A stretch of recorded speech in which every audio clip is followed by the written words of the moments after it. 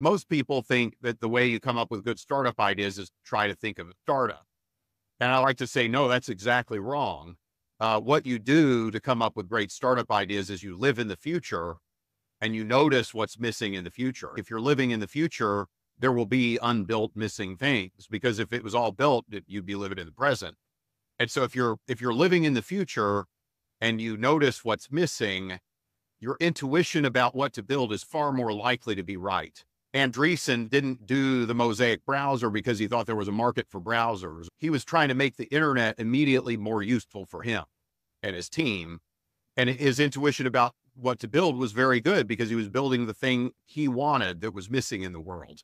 William Gibson was right, when he said the future is already here. It's just not evenly distributed. And this is a question that I always ask when I'm pitched. Is this from the future? Some people will say to me like, hey, I have a mental health startup. Mental health is a huge problem. It needs to be solved. And I'll say, why is your idea from the future? Well, in the future, I believe mental health needs to be solved. I'm like, that's not what I'm asking. I'm asking, what part of the future have you been living in that gives you the right to have an opinion about the future? So I like to say, if you're not living in the future, your opinion about it isn't valid. It's kind of like saying, I think a customer will do X and you've never talked to a customer.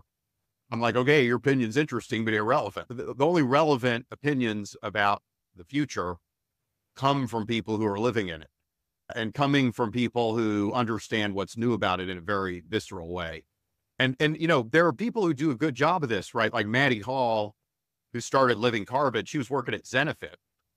And at first she tried to think of a startup and she had ideas that weren't that good. She had a laser tag idea and a few other things.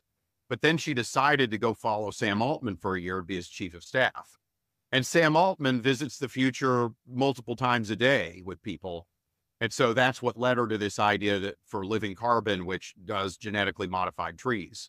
But I mean, couldn't be farther away from Zenefit, right? But like she saw Microsoft was about to spend a lot of money, a bunch of other companies about to spend a lot of money on carbon takeout.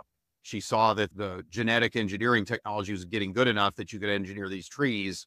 She married the inflections with the need, and then off she went.